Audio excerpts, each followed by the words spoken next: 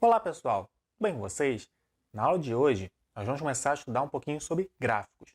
No caso, a gente vai começar a ver sobre gráficos de barras e gráficos de colunas. Nesse tipo de gráfico, a frequência é uma variável representada em barras ou colunas. Então, vamos ver aqui esse exemplo. Aqui temos o local de acesso à internet no Brasil no ano de 2016. Como é que a gente pode interpretar esse gráfico aqui de barras? Primeira coisa, ele é um gráfico de barras porque a gente tem barras aqui deitadas na horizontal. Primeira coisa, vamos olhar quais são os eixos. Aqui eu tenho o eixo horizontal representando a porcentagem e o eixo vertical representando o local de acesso à internet. Então, cada barra dessa vai representar a porcentagem de um local de acesso à internet. Então, por exemplo, quem tem acesso em casa à internet corresponde a 92% dos entrevistados. A gente pode perceber também que eu tenho aqui outros tipos de resposta, por exemplo, quem tem acesso no trabalho, que é 40%, quem tem acesso na escola, que é 20%, e quem tem acesso em local público de acesso pago, as lan houses, que corresponde a 12% dos entrevistados. Repara que aqui no eixo de baixo eu tenho uma escala aqui dos valores de porcentagem. 10%, 20%, 30%, 40%, 50% e linhas que podem ser tracejadas ou linhas contínuas, representando mais ou menos aonde as barras vão se encontrar aqui no gráfico. Então, por exemplo, aqui quem respondeu que acesso à internet na casa de outra pessoa, que tem 60% aqui dos entrevistados, a gente vê que a barra bate no 60%. Já quem respondeu em casa, que são 82% das pessoas, a gente vê que a barra é um pouco depois da casa dos 90%. Observa que nesse tipo de gráfico é muito fácil a gente só bater o olho e identificar onde está o maior e o menor valor registrado. Então, por exemplo, o maior valor registrado é quem tem a maior barra, então, ou seja, é quem tem internet em casa, já que a maior barra é essa aqui, que corresponde a 92%. Já quem tem o menor valor registrado foi a resposta em local público de acesso pago, porque é a menor barrinha, que corresponde a somente 12% dos entrevistados.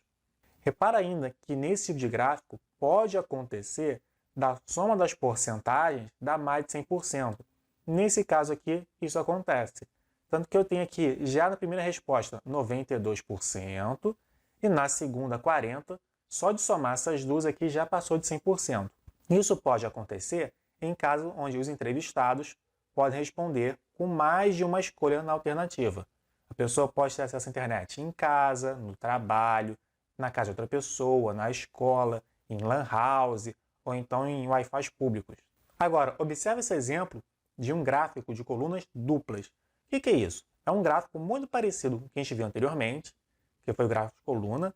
A única diferença é que, em vez de coluna, nós temos barras em pé e, principalmente, eu tenho mais de uma barra representando a mesma resposta, o mesmo dado. Então, por exemplo, aqui, eu tenho um tipo de acesso à internet no Brasil em 2016 e eu tenho duas opções, a banda larga fixa, que seria o Wi-Fi, né? E a banda larga móvel, o famoso 3G do celular. Então, esse gráfico aqui, ele divide por região, norte, nordeste, sudeste, sul e centro-oeste. Em cada região eu tenho duas barras representando o acesso à internet. Eu tenho uma barra representando a banda larga fixa, que seria o Wi-Fi, e a banda larga móvel, né, o acesso no 3G com o celular, por exemplo. Então, nesse tipo de gráfico, eu vou ter as mesmas características do gráfico de barra de coluna simples, que a gente acabou de ver, com o adicional de eu poder analisar mais de um dado. No caso aqui, a banda larga fixa e móvel. Além desses tipos de gráficos de barras, existe um novo que apareceu nos últimos anos, que é o gráfico de barras animado. Por exemplo, o gráfico de barras animado da evolução da pandemia do coronavírus no mundo. Apesar do gráfico estar em inglês, é muito fácil de entender como ele funciona. Repare que no canto eu tenho aqui as datas, mostrando a passagem do tempo, e conforme essa data vai andando, as barras de cada país vai evoluindo no tempo, mostrando os números de casos confirmados em cada país. Neste tipo de gráfico, é possível ver intuitivamente a evolução dos números ao longo do tempo. Entretanto, seria mais eficiente para a gente poder analisar esse tipo de comportamento em um gráfico de linhas, que a gente ainda vai ver. De qualquer forma, esse tipo de gráfico de barras permite que a gente não necessariamente analise, mas sinta de modo um pouco mais intuitivo, mais emocional, os dados que ele quer passar ao longo do tempo. Então, por exemplo, aqui a gente consegue ver o crescimento dos casos do coronavírus no mundo em cada país de uma forma um pouco mais emotiva, emocional, algo mexe um pouco mais com a gente, vendo essas animações. Um histograma é um tipo de gráfico utilizado para representar intervalos de classe. Então observa o seguinte exemplo. Temos uma tabela e um gráfico representando a quantidade de bebês nascidos na primeira semana de janeiro do ano de 2018. Na tabela de frequência que nós temos aqui, a gente está separando os dados em diferentes classes de peso de bebês. Então, por exemplo, aqui a primeira classe são os bebês que nasceram de 2,8 kg até 3 kg, na segunda de 3 kg a 3,2 kg e assim por diante. Observa ainda que essas classes são ordinais, ou seja, a gente pode colocar uma ordem crescente nelas. Eu começo com a classe que vai até 3 kg, que são os bebês mais leves, depois de 3 kg a 3,2 kg, 3,2 kg a 3,4 kg e assim por diante. Eu posso ordená-los, por exemplo, de cima para baixo. Agora, como é que o gráfico do histograma funciona? A gente vai colocar uma barra para representar a frequência de cada classe, respeitando a ordenação dessa variável ordinária. Então, por exemplo, a minha primeira classe são os bebês que vão de 2,8 kg a 3 kg e eu tenho uma frequência de 4, ou seja, 4 bebês representando. Então, tem aqui o gráfico de barras que representa esse intervalo de classe, que vai de 2,8 kg a 3 kg, representando aqui 4 bebês.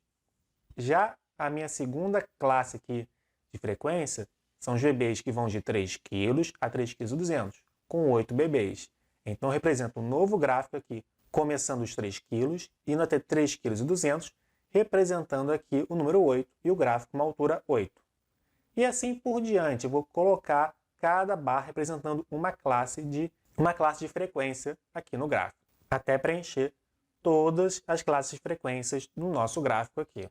Esses foram os principais tipos de gráficos utilizando barras ou colunas, porém existem outros. Além dos gráficos de barras, existem outros tipos de gráficos, e alguns deles eu vou falar no próximo vídeo. Então, não deixe de conferir a segunda parte dessa aula, que eu vou falar sobre os gráficos de linha e os gráficos de setores, também conhecidos como gráfico de pizza. Então, pessoal, até o próximo vídeo.